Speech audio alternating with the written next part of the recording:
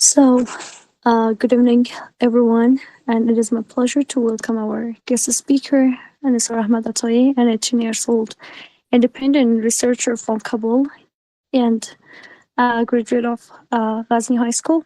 And Nesar is known for his innovative ideas in theoretical physics and logic in his work. He explores deep questions about time, or maybe somehow like a structure of the universe and the logical foundations of language.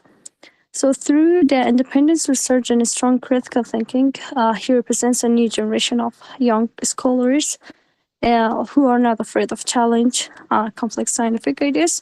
So, we are honored to him with us tonight to share his knowledge and insight with us. And Mr. Attayee, thank you for joining us. And the mic is yours, and please begin your presentation. Thank you. Hello, everyone. I hope all of you are doing well. And my name is Nesar Ahmad Attayee. I'm honored to be here today to share some of my research and ideas. I will completely explain my journey that I have started many years ago and the questions that I ask and many other things. Over time, these questions lead me to develop new ideas. So the main title of this presentation that I'm gonna discuss with you will be Thinking Beyond Textbooks. Why this title is important, Thinking Beyond Textbooks. Many people, or I can say 99% of humans, cannot understand the meaning of beyond textbooks. It means to ask the rules, ask the fundamentals. Do not afraid to ask geniuses, do not afraid to ask the rules. And in this session, I will focus on these parts.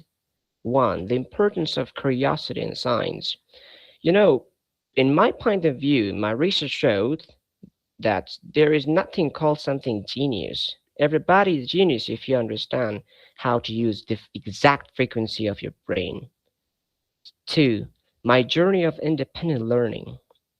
I will explain everything that these ideas that I'm going to share with you, all of them are learned by myself. No one taught me. Or in other words, I have never studied formally in any university.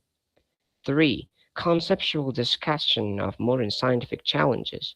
Step three is very important because here I'm going to talk about the most complex unsolved questions in all of our science that I have approached to solve them. Four, a high level overview of my research direction. Here I'm going to talk about the level of my works that matched in PhD level without studying any bachelor degree.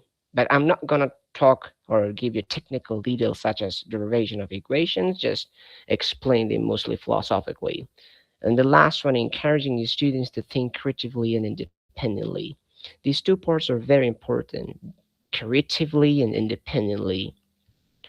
The goal of this session is to inspire students rather than provide a technical lecture. So this is not a lecture actually. It's not a university lecture or anything else. It's just a session to inspire you to think beyond the box, to live outside the matrix universe. At the end of this video, you will understand everything about matrix universe and thinking beyond text box. So let me begin my journey, the beginning of curiosity. What was the first question? The first question that caused me to change when I was small, like a child. The first question that I have asked from myself was darkness. I was sitting in a room and asked a question. The question seems meaningless if you don't understand philosophy. There was no electricity and I was sitting in a room. I asked myself, I asked that if there is no light in a room, the room is dark and I cannot see something. So, what is the color of nothing? I said dark, and the dark means black. The question is, if there is zero light, why there is black? And why the brain and neurons of brains somehow default their system as a black? This was the first question I have asked from myself when I was 12 years old. The question led me to more profound and groundbreaking discoveries. Another question that I have asked and formally researched was gravity. One of my earliest fundamental questions was about the nature of gravity. This was started when I was 13. I have listened about gravity and I asked what is the nature of gravity. It seems ridiculous. I wasn't sure what is gravity itself, but I have asked the nature of gravity. It took me one complete year and research about gravity to understand and somehow the rediscovered general relativity of Albert Einstein. But I wasn't sure who was Einstein in that time, what is general relativity. So I started understanding about gravity and what is that. I have asked one question again. So, what is the most abundant thing in the universe that correlated to gravity? In that time, I said, okay, it should be particles and neutron like we have. But then I understood that, okay, neutron nothing to do with gravity. But after a whole year, that I'm not going to share all of the idea or information or theories that I have studied, an article, video, documentaries in that whole year, just an overview of the background of that year. Then I understood that gravity actually is not a force, it's actually the shape of the universe, and I'm going to show you here. So this is the shape of the universe. Even in the Holy Quran, we have that the gravity is the invisible basis of the universe. This is the invisible basis, as you can see. Let me take the laser. So you can see these bases are gravity. You might see gravitational waves. You might see videos about gravity, but most of them are not real, not reality. They're not showing reality. I'm gonna show you. So after a whole year of researching, I understood that this is the shape of gravity. Actually, the space curvature is the shape of gravity and is the skeleton of the universe. I name it the skeleton of the universe. In that time, I reinvented Albert Einstein general relativity. It took Einstein to invent that at least 13 to 15 years, but it took me 1 year to understand it completely. So think about this. This is the shape of gravity that you might see on videos, textbooks, anything else, but this is not correct. First of all, I thought that this is the shape of gravity, but I have asked a logical question from myself. If this is the shape of gravity and this is the space time, so the planet Earth is on this curvature. So the bottom here should have gravity, and the above here should not have gravity because there isn't any curvature of a space. Then I understood that this shape, this curvature is incorrect, and this is the real shape of gravity, the real fabric of the universe. Yet you might not find this information on many videos. Some videos or lectures will explain the real shape of gravity. So now I want to talk about some of my works and give you some information about them.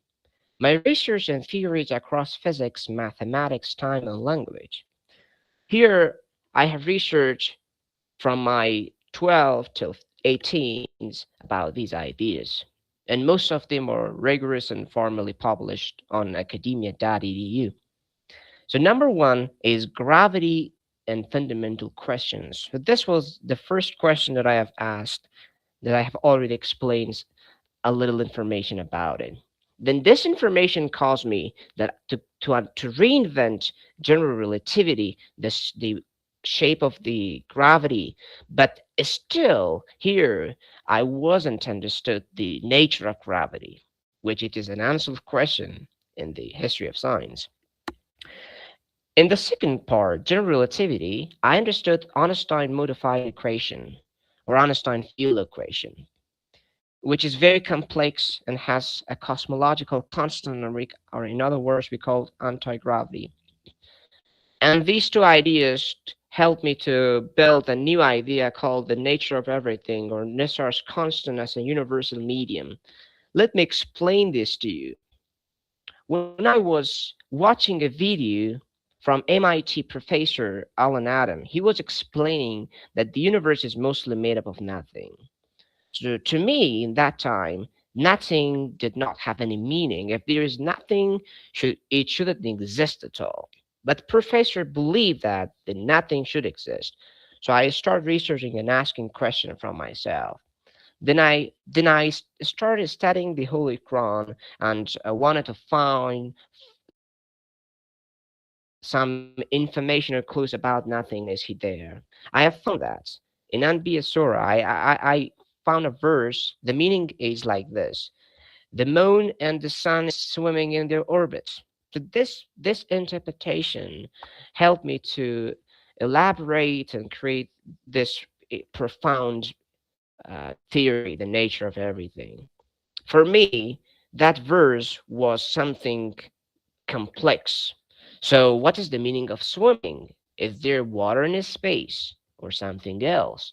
So, Nesar's constant is the water in space. Actually, it is not a water we have inside there. It's special types of water that seems to be nothing in the space, but that nothing is Nesar's constant universal medium.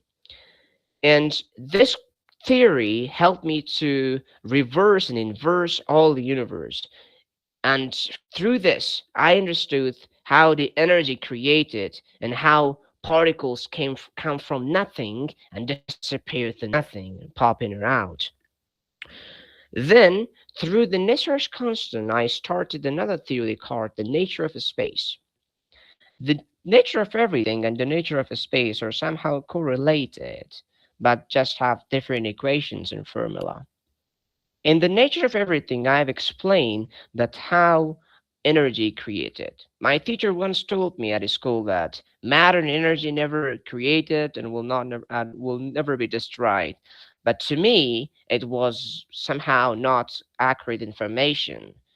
Energy should be created, and there should be a most fundamental thing than energy. Then I understood. So there is the first background. There is time. When I say time, I do not mean clock or watch. It means the nature of time. There is time. Then we have universal medium, Nesar's constant. Then through Nesar's constant, we have dark energy, dark mass, matter, bright energy, mass, matter, and then the physical universe and observable universe. In the nature of space, I divided this theory into two parts. One, the space is filled with water, universal medium, and the skeleton of the universe, which is gravity. And when I say space, don't confuse yourself. I'm talking about outside the Earth. I'm talking about inside the Earth and outside the Earth, both. Another theory was particle creation and annihilation from nothing. This is very, very confusing and mind blowing. Think that there is think about, let me give you a very simple example. uh, think that you have a bag. Your bag is empty. There isn't anything inside your bag, but you just open your bag and you see there is a pen, and then you just close your bag and again open, there isn't any pen. So how once one can explain this idea? There is a pen from nothing and then disappear. It means that one pain popping from something that is not existed and again disappear to nothing. To me, it was a complex question, and scientists and quantum physicists experimented this idea. Particles pop in and out from nothing, but not nothing is nothing to quantum theorists. For me, it is not nothing. It is universal medium, Nesar's constant. Actually, we cannot see Nesar's constant. It is the nature of a space, and the particles appears from that and disappear again to that. Why it is happening is like a guard of the universe. When the state is unstable or becomes unstable, a state in a space time. So the Nesar's constant somehow pop in a particle to balance the charges and the state of the position of that area. When when it is stable and balanced, again the particle will disappear. This is the job of Nesar's constant. Another theory was dark energy, matter, bright energy, mass, and matter. So this is very complex. This is still an unsolved question in the history of science. I have researched about it and solved at least 40% of the question through the nature of everything.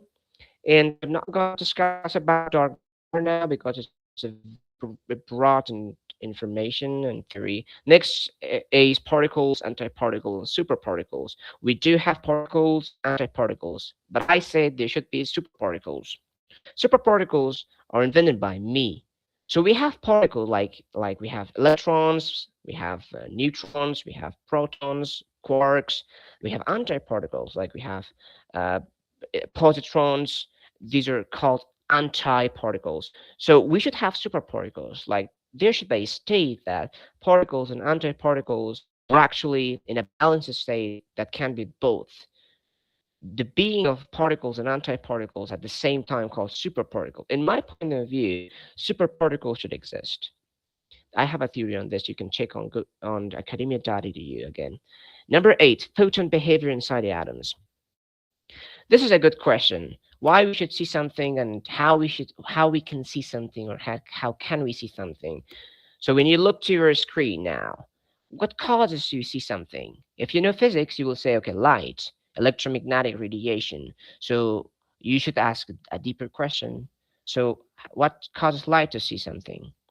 So here you need to know two things: the subparticles inside the photons, which is mind blowing again, and atoms. When you see something, this process happens.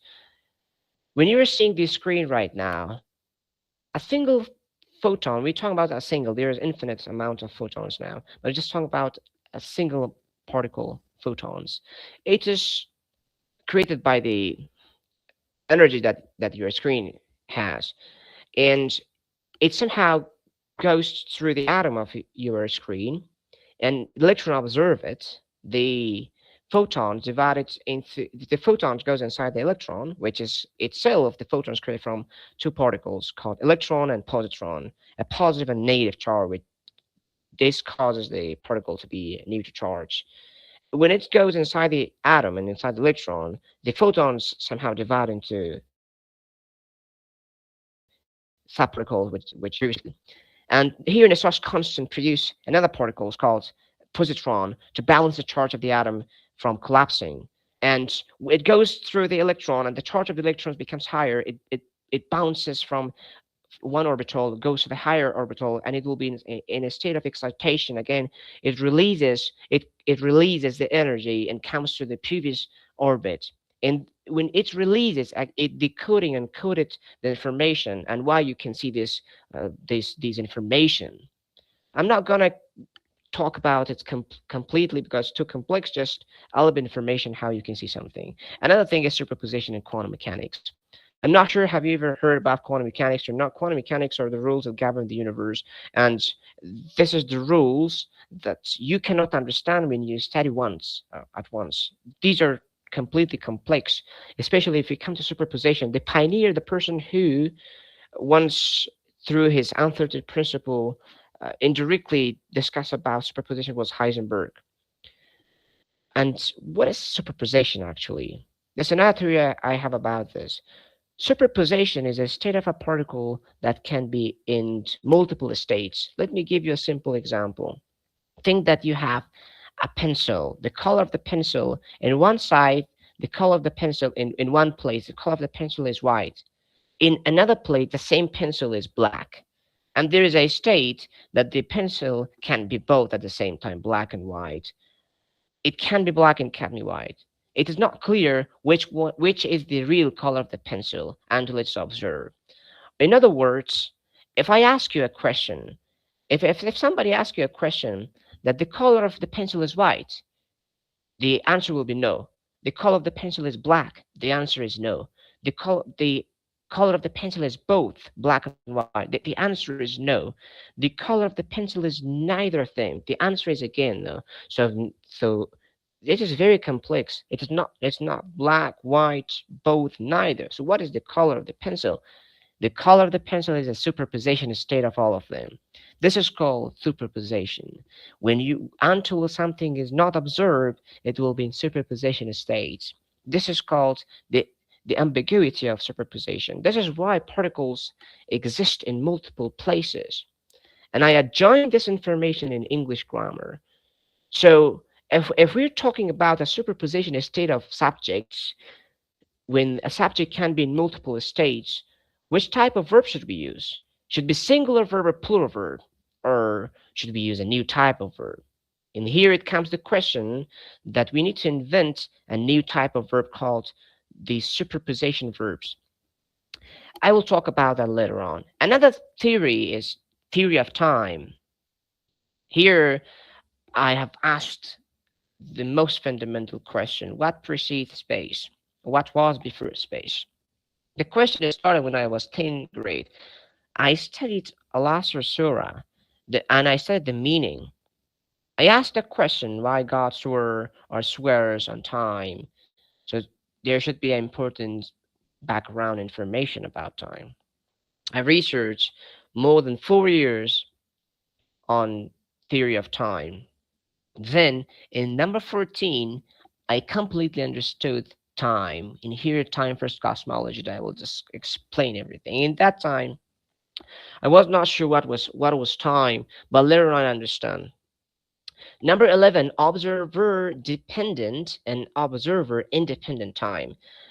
So when I study relativity of Albert Einstein that led time dilation, it says that time is not absolute, it's relative.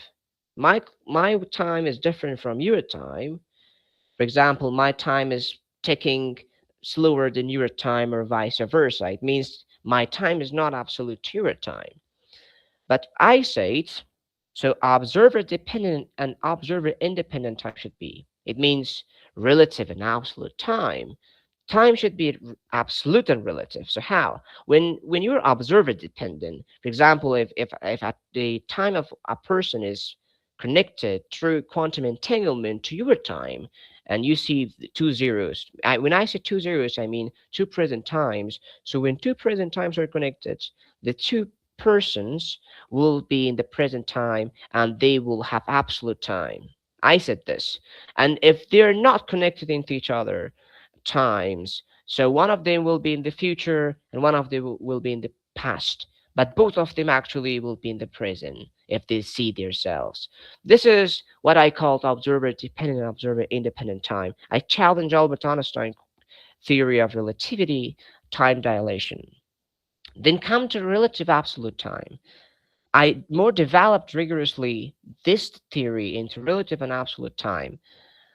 Actually, Albert Einstein theory is completely right. I'm not saying it is incorrect, but we need to elaborate that theory. Time is relative if we're not connected to their present times, but if we do connect it, time will be absolute. Newtonian time was also correct, but Newton misunderstood independent observer independent time. Einstein misunderstood the observer dependent time completely. 13, time for cosmology. This is one of my greatest work that I have ever done in physics and cosmology. Time for cosmology describes something fundamental, a question that puzzled scientists, philosophers, cosmologists for many years, for centuries. And that is, what was before space? If I ask you a question, what preceded space? In your brain, you will think, if there is no space, what should exist before space? And my answer is time. Time precedes space. There was first time, then through Nesar's constant and deactivation and activation of time, space was born. And this theory led me to the end of physics, time first quantum gravity. You know, the end of physics, the last unsolved question that will open gates of gates of many parts of science and knowledge is unified field theory, which is the theory of everything. Einstein has spent 30 years to solve it. Stephen Hawking has spent many years to solve it. Many other scientists spent many years to solve it, but they couldn't. The reason they couldn't solve it, because they understood that time is static, time was not dynamic in their theories. In my theory, time has a complex function and it is dynamic. And I created a theory called time first quantum gravity. I approached to unify Albert Einstein's general relativity with quantum mechanics, which is the theory of everything. You can check information and complete formulation equations about this theory on academia.edu again. So this is some other work that I have done in physics. 15, solution toward the Riemann hypothesis. One of the most complex question and longest standing unsolved question in the history of mathematics is the Riemann hypothesis. Bernard Riemann was a greatest mathematician who hypothesized this hypothesis, the Riemann hypothesis. He says if we have a number, a complex number, which contains from two parts, an imaginary and real part, and plug it to the zeta function, the zero zeta function, we will always get two answers. And the answer has two parts. One, it has a real part. Another one is it has an imaginary part. The imaginary part can be anything, but the real part always appears to be on the critical line, where critical line is between 0 and 1, which is 1/2, and it will be 0. The question asking is that why it is 0, and there are infinite amount of zeros. And what is the meaning of those zeros? These zeros are non-trivial zeros. They're not trivial zeros. Negative numbers, when we plug in this function, we will get the same exact answer, but those are trivial zeros. Here we'll talk about non-trivial zeros. If anybody in the universe, in the world, could possibly solve this question and prove that there are infinite amount of zeros on this critical line, or to disprove Riemann hypothesis to find any other zeros outside this critical line, will will reward it $1 million from Clay Institute, and will be the most intelligent human in the world. I started to solve this question, and through the lens of my ideas in philosophy and quantum physics, I approached to solve this question. I don't want to share anything about the proof that I have tried, because it is not complete yet. Through physics, quantum mechanics, philosophy, I have solved the Riemann hypothesis, but I still am working on its rigorous mathematics, because the Clay Institute needs complete derivation from the first part to the end. And it takes a lot of time to prove it, because we need to calculate infinite amount of zeros. Even if you use a way that mathematicians use, and it's called analytical continuation, it takes a lot of time, but I will do it. Another theory is Nesar's universal counting formula. This is a formula that I have invented, and I use different rules of exponentiation, and it really deals with calculating the layer structure of uh, part or any fields. It can be used in cosmology to calculate layers of space, in astronomy, in quantum physics to count layers of particles, in quantum computing, in economics, in many parts. This is why I call it Nassar's universal counting formula. Another theory is mathematical decoding.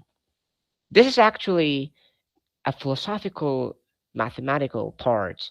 When I say decoding, it means everything in the universe we could see or we can see is a mathematical decoding. And where does the mathematical decoding come from? Actually, it comes from outside the physical universe where we're living. And it do exist inside your brain, consciousness, and the consciousness is correlated to your spirit. Next theory is consciousness and the nature of perception. You can search about consciousness. This is like another longest standing unanswered question in biology, philosophy, neuroscience, even physics. The universe has consciousness, humans have consciousness, and what is the reason behind having consciousness? The reason behind consciousness that I have researched is the spirit of humans through my time first cosmology by adding equations and a Lagrangian to spirit of humans to prove that behind the consciousness is not the brain of humans. Brain is like a radio receive the signals and broadcast. And the real nature of consciousness, the spirit of humans, it observes the signals of the universe and interpret and decode through mathematical decoding. And this is why you can see everything in the universe. This is why you can think. This is why you can imagine anything or everything. Another theory is now 19, hyperspace and relative dimensions. This is Again, a complex theory. When I say hyperspace, I'm talking about outside this physical universe where we're living. Not talking about planet Earth only, talk about the first sky. As in Holy Quran, we have that there are seven skies. When I say hyperspace, I'm talking about the second, third, fourth, fifth, sixth, and seventh skies. But I haven't researched about seventh sky because it is beyond human perception, at least now. But I do research about second sky and third sky. Hyperspace is somewhere we have higher dimensions, and the way we think in this physical universe is completely different when we think about hyperspace. And relative dimension is something which seems to be meaningless, but if I explain it to you, you will understand. So for for understanding relative dimension, you have to understand relativity, then you should understand dimension. What is dimension? You need to know that. So just let me explain, uh, philosophically and simply to you. When I say relative dimension, if something is in three dimensions to you, like your phone, now it is in your hand, might not be in three dimensions to something else. This three dimension will be in fixed dimension to something else or will be in zero dimension to something else. This is called relativity of or relative dimensions or dimensionality.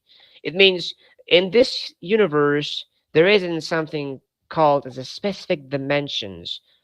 What we see is actually a mathematical decoding of our brain that represent that dimension. 20. Seven skies and black hole studies.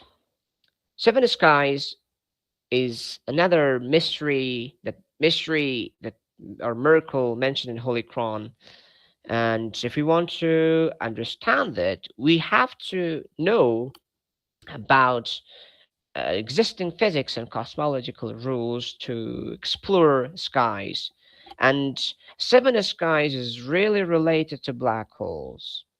Black holes are actually the gateways, the way that we can teleport from the first universe to the second, according to my ideas. And 21.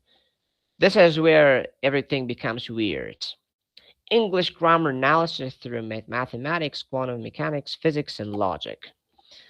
The 21, or the last part of my ideas that I want to talk here. There are a lot of theories that I have researched, but these theories that I have are theories that I have rigorously published them. English grammar through lens of mathematics, quantum mechanics, physics, and logic. I'm not sure about this, but I think I'm the first person who attached mathematics, quantum physics, logic into English grammar. We do have algorithms in English grammar, but they're somehow different from what I have done. In this presentation, I'm going to show you some of my original works and notes from my notebooks. So English grammar mathematically, original research from my notebooks. So now I'm gonna explain somehow this picture to you. You can see that. So we have here referring to things, whose in relative clause when it refers to things.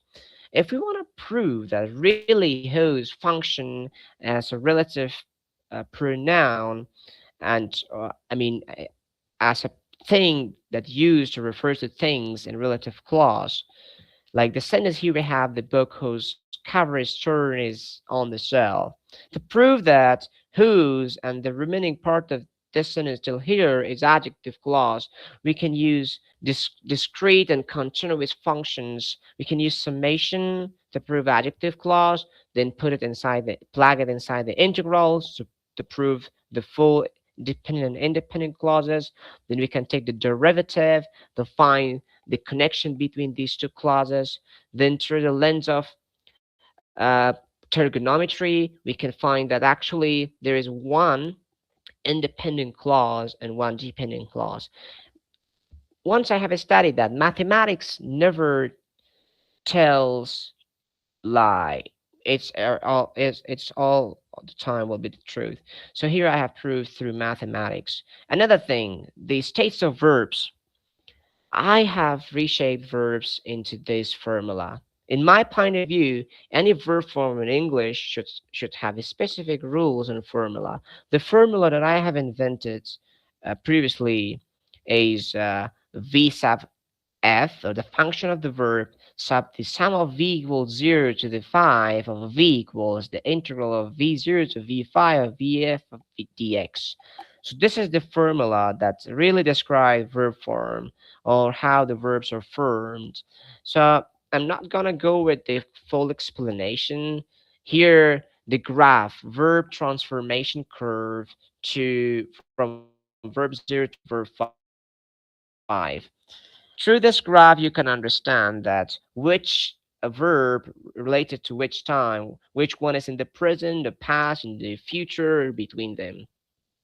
And here we have for each of them, I have exact formulation, like how verb 0 changes to verb 1, how verb 1 changes into verb 2, and verb 3, and it goes on. Here you can see I use mathematical and trigonometric models of verb from form transitions, like how verbs are formed. This is a graph actually. We have sine, cosine. Mostly it deals with sine because it really talks about wave function.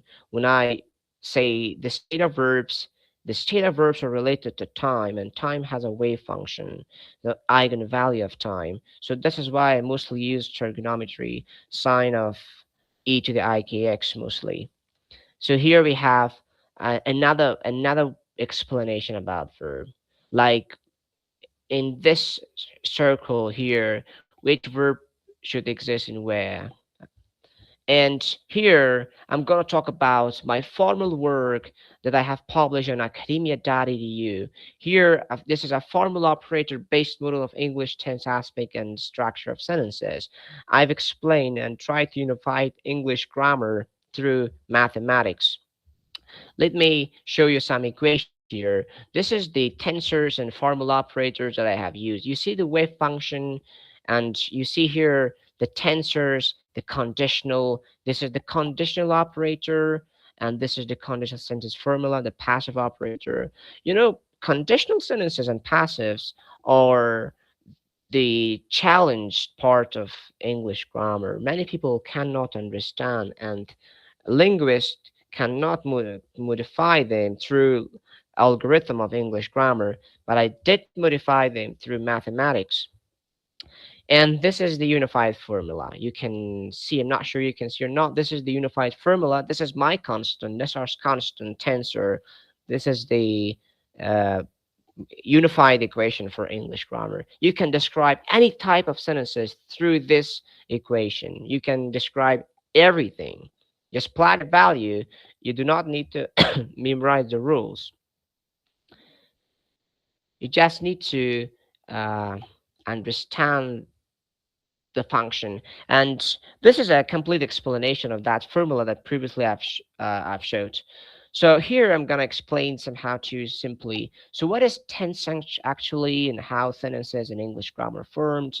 So tense is actually T sub A equals a collapse Nesar's constants or wave operator of sub TA, which is a verb form. And each part is has a specific part, like T is time, A is aspect, collapse n cross or Nesar's constant is collapse into real verb meaning.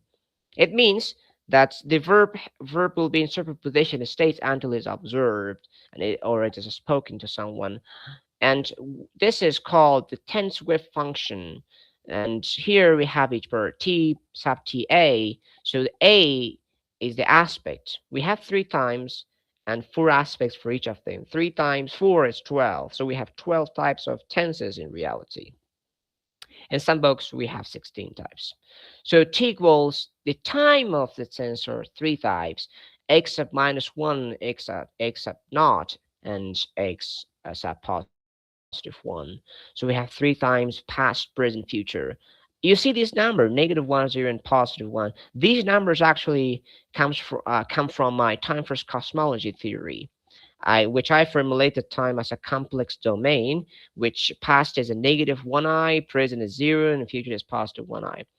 But I didn't use here, or I don't use here, the complex numbers, I mean imaginary numbers, because if I do use that, it will become too complex, and the sentences that we are using actually are real. They're not in imaginary time, but we can use them when it's needed. The A aspect is actually the past. X sub minus 1 equals A, such as A should have four parts. And for each of them, A should have four parts. Like this. This is the formula here. T sub T A equals X sub T sub minus 1, 0, positive 1 equals 4A for aspects. And this is the name of tenses. This is simple. This is past time. X minus 1, or as we say, X sub minus 1, equals the minus 1 and 0. This is called simple past tense. Minus 1 and 1 is past continuous. Minus 1 is and 2 is past perfect. Minus 1, 3, past perfect continuous tense. Except not or except 0. This is the present time. The 0 and 0 is simple present tense. 0, 1, present continuous. 0, 2, present perfect. 0, 3, present perfect continuous tense. And continues like that. This is the graph that explained everything about tenses in English grammar. And now I want to talk about my works in science, original research, and discoveries. This is time for quantum gravity. I've tried to unify quantum gravity, I mean general relativity, with quantum mechanics to create a unified field theory or the theory of everything. Another thing is Nesar's universal accounting formula I have discussed with you, and now it comes to how you can change your brain. It comes to how you can think outside the box. It comes to how you can think beyond textbooks. Let me tell you my own journey, how I really learned these things, from where did I learn, how did I learn them, and what causes the causality. So, first of all, you have to be careful with two correlated things, and I would say three correlated things: your consciousness, space and universe and time, and infinity. These three things are actually inside you, not outside you. First, you don't need to understand everything. You don't need to study books. You don't need to watch a lot of videos. You don't need to read many books. But you do need to ask questions. You do need to imagine. You do need to ask the rules. You might not believe. When I understood relativity, when I understood or invented theories, in that time, I was not sure about the existing of physics. I jumped directly to the end of physics, the unified field theory. Many people will start from the basic part of physics, which is the definition of physics, then we have mechanics, then we have kinematics, and it goes on. But I started from the end. You know why? Because in my point of view, I believe that the spread of humans are actually have infinite power. They are really related to infinity. The only things that really related to infinity in this finite, non-infinite universe is human spread. So if we have such a strong and complex system in there and in our body, why can't we explore without understanding or reading textbooks? We can. So if you ask questions, it doesn't matter which field you're asking, whether it's business, sociology, psychology, mathematics, philosophy, biology, medicine, doesn't matter. The only thing is you should start asking questions. And for that question, you do need to imagine, you do need to writing any ideas come through your brain. You do need to find the exact frequency. When I say frequency, what actually frequency mean? Let me explain that. How ideas comes through my brain. So Actually, when I understand or theorize ideas, it is not in my hand actually. They're like a background video in my brain played and I understood them. When I ask a question, the question itself comes from somewhere that I'm not aware till today from where the question actually coming from to my brain. Then I write the question. This is very important. If you do not write the question, you will forget the question and you will never have the answer for that question. Write the question immediately and then start thinking about the question. Find a way of thinking. For me, it is walking mostly. When I walk in my room and think about that question, it might take 2 weeks or 2 years or maybe 2 hours or 2 minutes. Sometimes it took 2 weeks or 2 years to answer a question. When I walking in my room, somehow it will be in a time that a video comes through my brain. Somehow something like somebody is sending information to my brain, a video, a video explaining like a documentary the question that I have asked, what I have done, or what I will do that in that time. I will just be calm, stand up in my place, and focus on the video that exists in my brain. Then after the video is done, I just take a pencil or pen, write on a piece of paper what I have imagined. Sometimes the video will be too complex that I, even if I want to try to write that, I won't be able to write. So I draw. I just take a pencil and draw the video that will be in my mind. What does it mean actually? In my point of view, my frequency of is really with the same frequency of the universe. When I ask question, my consciousness is searching in the universe. The consciousness is related to human spirit. The human spirit is coming or came from outside this physical universe. Especially Muslims understand this. The spirit will never die, and it has an infinite nature. So it has an infinite power, and it comes from outside this physical universe. For to me, when I ask a question, in my point of view, and my research shows that I will talk about that, my spirit and consciousness start searching about the question. Then I will have the answer immediately and write that, then I improve that, and I interpret that through mathematics. You will have philosophically that the video is philosophically, and you need to change it into the mathematical language. Sometimes the mathematical language will also appear to you without you understand. So to sum up everything I have explained, you should start asking questions. It doesn't matter what is your major, what is your field. Ask questions. Doesn't matter what type of question it is, and even the question seems, I mean, ridiculous or complex to me. Like the question I've asked, when there is no light, why we see black? Why the color of nothing is black? The question seems meaningless, but that question led me to more profound ideas, and now I understand a lot of things in science, not only in physics, but in cosmology, mathematics, philosophy, psychology, quantum physics, astrophysics, and many other parts of science, even biology.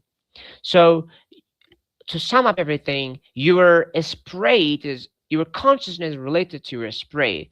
Your spirit has an infinite nature, and this spirit is outside this time and observable universe and physical universe, or this written universe. This means if you want, you can do it. So this is another thing, the power of thinking. My original work in science, this is a research that I have done. This is something I have experienced by my own. Thinking is the only thing you can become genius. I have talked about this. No one is genius in this universe if there is a specific genius. Everyone is genius. But if you should understand these three things, you should know, if you believe in yourself, then you will be genius. Never think about that the person is in a higher state than you, even if he or she is. You should you should not study what they have said blindly. So universe, mathematics, human, spirit, time, higher dimensions, and the power of thinking. So first of all, higher dimensions. We don't know there are different types of dimensions related to where I have described this. So we have hyperspace, where outside this physical universe, we have dimensionality or relative dimensions. So what you see as a truth is not actually the true things, but what your brain is mathematically decoding that. It means that when you are seeing your phone right now, it's not the actual shape of your phone, but just a mathematical decoding of your brain. It means you're just seeing what your brain interprets to you. You're just seeing or understanding what your brain tells your consciousness, and what your consciousness tells your brain, and what your brain tells you. We have parallel universe, we have sprite, which all of them are correlated, all of them are the same, related that. We have consciousness, and we have geometric shape of the universe. Any shape in the universe you do see is really related to these things. But all of these power come from your sprite. If you know your spirit, if you do know the power of your own self, then you will understand everything. To me, I'm not sure about others, but to me, when take my phone, for to me, my phone is not what I have see actually. What we have see is not actually the real shape of that thing, but what our spirit, consciousness, and brain tells us. The geometric shape of the universe is not actually something outside the universe, but what is inside your body. Your brain interprets that. So if you believe in yourself and try to start asking questions, the super quantum computer is your brain, which is really controlled by your spirit. And your spirit has the infinite power. So if something has infinite power, it can understand many things that seems unbelievable to human being. So let me talk about some of the greatest scientists and geniuses in the world. The first man whose picture is here is Albert Einstein, the person who challenged Newton. You know, Newton was god of science in the time of Albert Einstein. People couldn't dare to challenge or even ask the theories of Newton, because Newton was god of science and for more than 200 years. Albert Einstein was the first person who understood what I have explained to you already. He said, Newton was also a human. So let me go on with the theory of them. When he studied the theories of Newton, he understood something unconventional. He said, the theory of Newton should be wrong. Time is not absolute but relative. He challenged Newtonian time and Newtonian mechanics, and he proved that Newton was wrong. Nikola Tesla was another unconventional man who understood the electromagnetic radiations and mathematical decoding of the universe, who slept 2 hours per day. You know, these men were not genius actually. They changed themselves from an ordinary person to a genius, and why we see them as a noble human or humans. They understood what I have explained. They understood the power of their soul, I mean, spirit, the power of their consciousness, and they ask questions. They start imagining what they have questioned, and now what do we have today? The technology today's are the works of these men. Sir Isaac Newton, the greatest person who proved the laws of motion, gravity, and many other theories. Actually, gravity was discovered first not by Newton, but by I think Al-Biruni. I will talk about that later. So Isaac Newton was the person who helped and was the person who helped to improve calculus, a person in for pioneering of the calculus. Gauss, 10 years old boy who created the formula for counting natural numbers. Max Planck, the father of quantum mechanics in Germany. He understood many things in quantum physics and he was a pioneer in quantum physics. James Maxwell. Many people calls him father of electromagnetic radiations because he formulated them. Ibn Sina, the father of medicine, that everyone believes he understood the language of nature. Al-Khwarizmi, a pioneer of modern mathematics who invented algebra. If he was not here, we won't have what we have today. And Al-Biruni, the person who understood gravity for the first time, and the man of curiosity and a gifted man in cosmological terms. Marie Curie, the greatest chemist that I have ever studied about them. Marie Curie was a person who understood radioactivity and many other things in radioactive materials. Bernard Riemann, the person who actually developed mathematics of Albert Einstein's theory, general relativity, and time dilation, and proved many other ideas in mathematics, including Riemann hypothesis, that he himself couldn't solve that. Oh, now we have Euler, a blind mathematician that who is mostly called the father of mathematics, published thousands of papers in mathematics and unconventional equations in the mathematics. The greatest of his work was a general work in the formulas of uh, the Basel problem and in prime numbers. Heisenberg, the young guy, here is the picture. He is older, but when he was young, he proved uncertainty principle, a pioneer in superposition states. These guys and these men and women that you see here were not different from you, but they were just understood the their own soul, their own brain. You can be better than these people. You can challenge their ideas. They were not different. They're all humans. What they have done, that they started asking questions, imagining, writing, researching, challenging the questions, challenging the existing theories, asking the rules, the laws that proved by others. And now they are named as greatest humanity and uh, knowledge community. So now, in this part of the video, I'm going to talk about matrix universe. This is very important, and most of you might have information about the matrix universe. 99% of the universe is living inside the matrix universe. Matrix universe means you're not asking outside the box. You're not, I mean, thinking beyond the textbooks. You're just being and thinking you're as an ordinary person. You're thinking inside the box. You're working as a mouse, and you're studying blindly. Let me explain each part. What is Matrix Universe and why do we call it Matrix? There are many movies about it, but I'm not talking about movies. I'm talking about the real universe.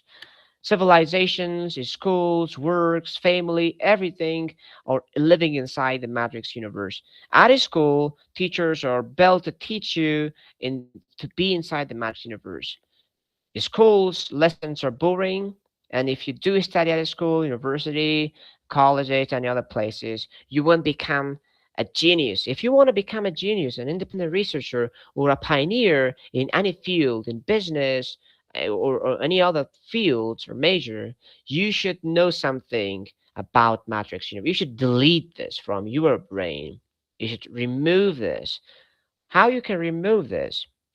By asking asking the rules, by knowing yourself, who you are, and in which field do you have, you are gifted or do you have a talent. In my point of view, you have talent in everything. You do need to start understanding yourself there. Once I watched a video about this, a person said that if you want to understand something, you should somehow attach your frequency to what you want to learn. You will become what you give your attention to. For example, if you want to become a mathematician, you should work on mathematics, ask questions in mathematics, watch a lot of videos in mathematics, textbooks, ask the rules. Even if you don't know how to formulate, like I was, like I wasn't sure how to formulate. My mathematics was too simple in the past, but I took pencil and papers. I started wrongly using pure mathematics. And those wrong pure mathematics led me to rigorous mathematics without taught by someone. Remote matrix universe. If you do and go on inside the matrix universe, if you follow the rules, what the books are telling you, are most of them are wrong. What the teachers are telling you, most of them are wrong. What the videos are telling you, most of them are wrong. And you should not learn blindly. You should not accept everything as it is. Remove the matrix universe, or you will be from the 99% of the universe. Wake up, go to work, and come back and sleep. Wake up, go to work, and come back to sleep. Think inside the box. So civilization is built to assist you to think inside the box. Think inside the box means you read the books from a school, you watch a video, you accept the information that is there. For example, your teacher is teaching you about determiners and adjective at your English course. The teacher tells you determiners and adjectives are a separate part and there is no connection between them, and this is determiners and these are adjectives. You just accepted without asking question what your teacher told you. This is called learning blindly, accepting the information without asking. Even if you're true that the information is 100% real, you should ask question. Three questions. Number one, what if the information is true or maybe not? If it is true, how can I invent something new from this true information? Or if it is false, how can I make it correct? Three questions always you should ask. Then, if it is false, you will find that it is false and you will reinvent that. If it is true, you will connect it to other parts of English grammar and in other fields and you invent a new thing. So think inside the box and you will be a mouse. Think outside the box and you will be a gifted person. Maybe a billionaire, a genius, or a gifted person. Always ask the rules. If your teacher is teaching you, you can ask from the teacher, but I suppose you don't ask from your teacher because this is somehow teachers are trained. If you ask them, they will think that you want to challenge them and they will start fighting with you mostly. I have the experience. I'm a curious person. I'm asking a lot of questions, maybe thousands of questions in a day. When I was at a course in 2020 studying English, TOEFL, I asked my teacher many questions and he thought that I'm challenging him, but actually not. I will not challenging him. This is my nature asking questions, asking too complex and then radical questions. Think outside the box and never believe what you learn, what somebody tell you is the truth. Even come to the Holy Quran. We know Holy Quran is completely accurate. There is no mistake. But there is something in Holy Quran you will never understand a word completely. A word in the Holy Quran can be interpreted into thousands of meaning. And what peoples do nowadays, they study Islamic information and accept it. This is the reason why religions are combined, why we don't know the truth in Islam, why we don't believe something, why there are many unconventional ideas combined in Islam, because we never ask a logical question. A person tell us that in the Holy Quran we have this, you should kill people. Maybe the information is not true, which it is not true. If you blindly learn it, you will accept that, or you will accept what you have teacher told you. This is what I call think inside the box. If you think inside the box, you will be a loser in your life. The billionaires nowadays you will see, the successful humans nowadays you can see, the gifted person nowadays you can see, all of them are thinking outside the box. They remove the matrix universe, they think outside the box. Work like a mouse. If you follow the matrix universe, you'll nothing else just a mouse. If you challenge the rules and ask the rules, then you're trying to escape from being this in this position, which actually everyone starts to be in this position. Everyone starts to be from this position, but you should know how to escape from this place. Especially in Afghanistan, 100% of people is inside this matrix universe. Escaping from this is too complex. It's not very easy. It takes years to uh, beat this. And never learn blindly. Never accept what a person tells you. Never directly accept it. When you listen or learn something, try to at least add three things from yourself. When you learn a logic or law, you try to invent something. For example, uh, I invented a new way of English grammar, mathematical analysis of English grammar.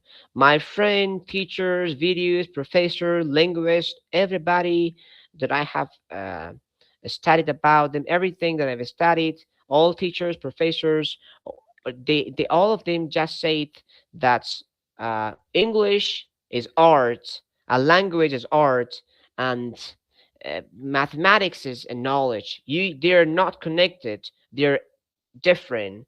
They're interdisciplinary parts, and they're not connected. Mathematics is different. Language is different.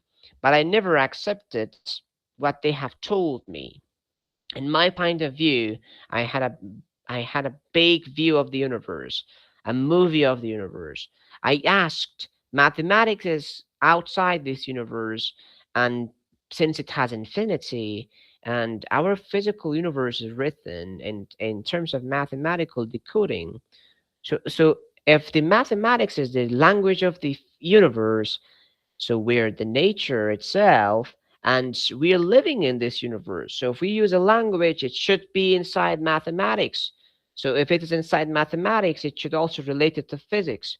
If it is inside physics, it should also relate to quantum physics. If it is related to quantum physics, it should also relate to logic, to, to cosmology, to consciousness, philosophy. Then I combine this area and create something called mathematical analysis of English grammar.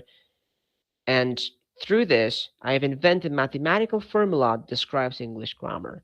I challenge the rules. I challenge the scientists that they believe. Even now, if you can search about it, they will tell you math is different, language is different. Many teachers will tell you, but you should not believe on them. Most of them are not true. They're telling you from their own brain, from their own power. Most of the teachers that you're listening now from them, they're living inside the matrix universe. They're thinking inside the box.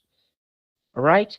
So I I just started to rebuild my own universe, my own rules, my own way of explaining English grammar, and now I have that. I'm trying to uh, create a book, explain our rules of English grammar through the lens of mathematics, philosophy, quantum mechanics, and other rules, and to convey this information to everyone and to prove that everything in this universe, including a language, which is related to consciousness, radiations, and wave function. So it is really written in mathematics.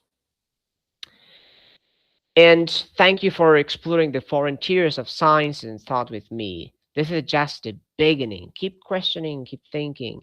And now, if anybody has any question from me, they can ask me question. I think that is enough for this presentation. And it was, I think, a little bit complex.